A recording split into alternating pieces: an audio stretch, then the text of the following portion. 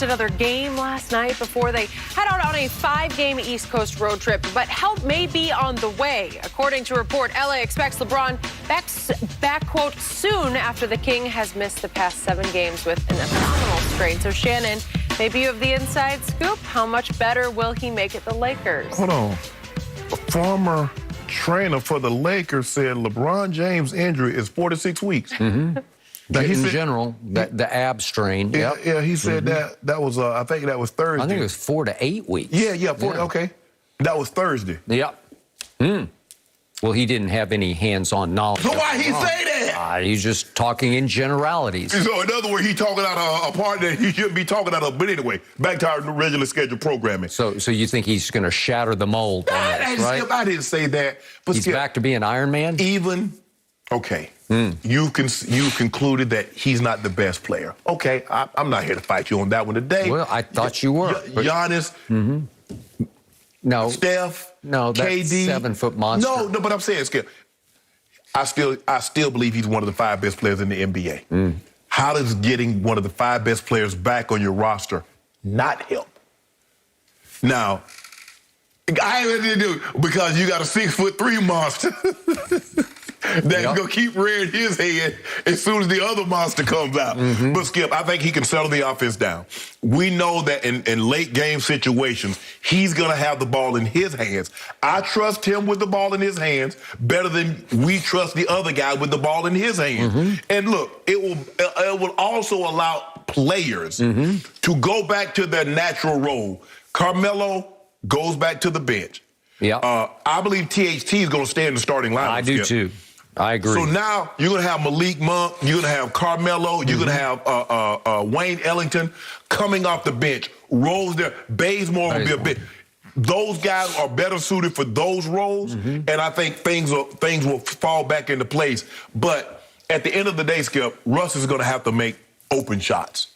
I'm not saying they have to be 3s, but they're going to double AD. They're going to double LeBron, and LeBron's going to swing the ball. AD's going to go face up and go cross court with it. And Russ is going to have to hit shots. Or he's going to have to drive the ball and dish it off, and they're going to have to make shots. But at the end of the day, Skip, none of this is going to matter if they don't play defense. But when Bron's come back, well, put it like this. We got to the trade deadline. There ain't no reason we got to keep him. So we going to see what happens to the trade deadline. And if things don't change, I might need to call Jeannie myself. Hey, Jeannie, this ain't working. The coach ain't working. A lot of things ain't working. Maybe we need to go in a different direction. You're talking about shipping Russ out of here? Frankie V, Russ, and whoever else that's not on board with getting this thing heading in the right direction. Wait, Frankie V's already on the hot seat? What you mean already? Did you not see last year? Well, I see Twitter every night, and I see he trends because Laker Nation wants him out. His rotations. Yeah, okay. So that's where we are with that. I never had a lot of respect for him anyway, and he is just the assistant coach because the head coach has been hurt, so that's been tough on Frankie V because he's had to go it alone, right? Here we go. He ain't going it alone. I will give you this. LeBron's return can't hurt. And yet, even LeBron James, in year 19, as great as he is, and I'll even give you this, he's still a top 5 performer in this league.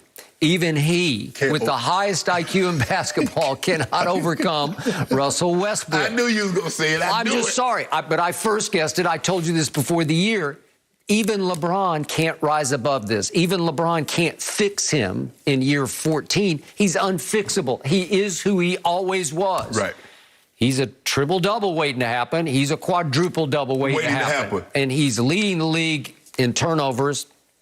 And before I proceed, I just got to do this one more time because... What you going to do? Can we just see the turnovers from last night? Because this was a good night for Russ. This was only 4 turnovers from last night, if we could please see the 4. These are his 4 turnovers, and this one really got me. This is early in the game when it's still a game. Why would he throw that pass? You threw it left-handed. You threw it out of bounds to get what? Okay, Russ, come on. Russ, no. Come on. And the last 2 are just offensive fouls. He plays a little football. Like you said, he'd be a good running back, wouldn't he? I think he could be a good strong safety. And then he just plays completely out of control and just runs Caruso completely over. Okay. It's just wild, crazy basketball. Yeah. It's uncoachable, unteachable kind of basketball that will drive LeBron James out of his mind. Yeah. He's had to sit there and watch it, and now he's going to have to be up close next to it and watch it. And here's the God's truth about this situation. I believe they're better without Russell Westbrook. That's what I believe. Seriously, better as is. Yeah. Because I like Talen Horton-Tucker, as you say. Yeah. Melo's been playing at a supremely high level. He looks like reborn. Right.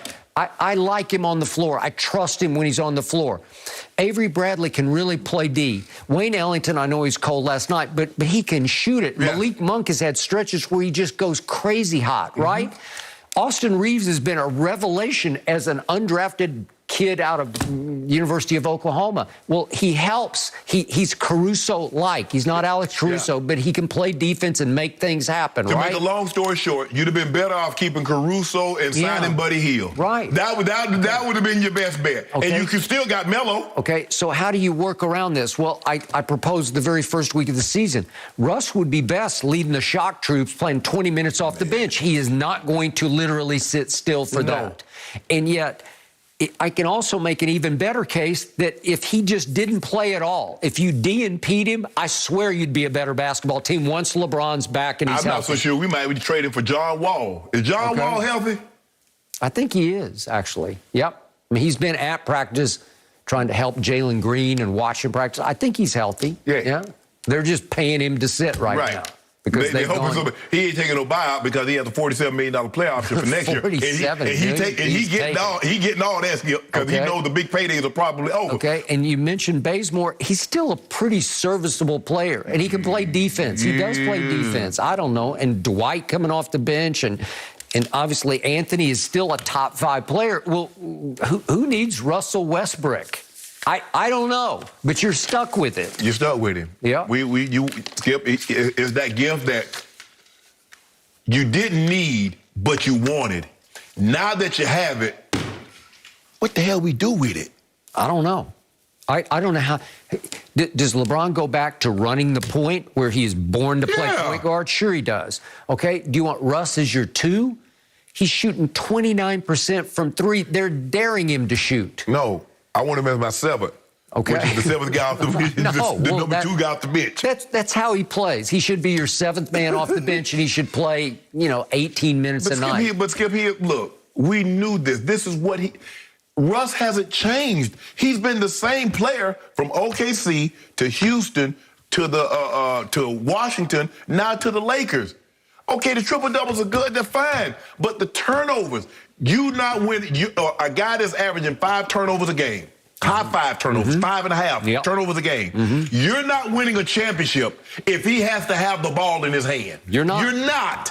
That's why Kevin Durant said, I can't do this anymore after 10. He's going into his 10th year. He had 9 years of this, not all with Russ, but he just seen enough, and he said, I can't do it anymore. Okay, ridicule me. I'm going to join forces with those guys because I want to go win a ring. Yeah, but I'm just trying to figure. I'm trying to rack my brain. Who was a guy that was a historically great player that was a high turnover guy, and you won a championship with? Skip, you can go back and look at all the point guards.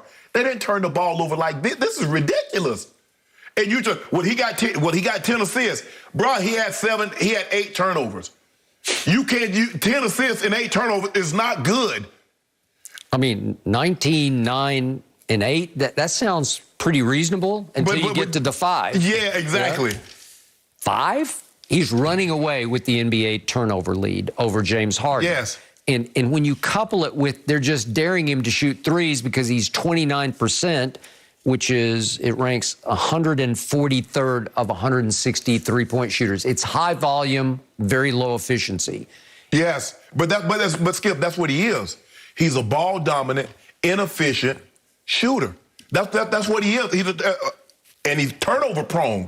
I mean, how does one guy have so many flaws and become a great player? That just goes to show you how off the chart his talent is. He's inefficient. He's turnover prone. Yep. And he's a terrible shooter. He's a terrible shooter. And he turned himself into an MVP. How? I don't know. I've asked you that. Because he's averaged something we thought we'd never see. Oscar did it once. Once, yes. Once? Once. And he's done it 4 out of 5 years? Right. slam dunk first ballot Hall of Famer, right? Yes. Because he's an explosive, athletic scorer. We get that. Yes. But he's the worst jump shooter I've ever seen for a superstar.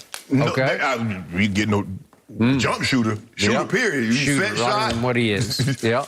But actually, it just goes to show you just how talented this young man is, Skip. In order to have this many flaws and to turn himself into a Hall of Famer, an MVP, a perennial all-star, all-NBA player, do you understand how off the charts his talent is to be this flawed and to be this great? Yep. Nobody ever held him accountable because he was scoring at a high clip and he was creating excitement at an even higher clip. Yeah. Right? And he don't even care. Now he just show up. He on his press conference. He turning on his phone. He looking at his phone. He don't even care. Nope, he does not care. No conscience. Okay, this is, we're going to go a different direction here. The Cowboys did get a big win this weekend, but it was something Mike McCarthy said afterwards. What did he say? Lord have mercy. What did he say?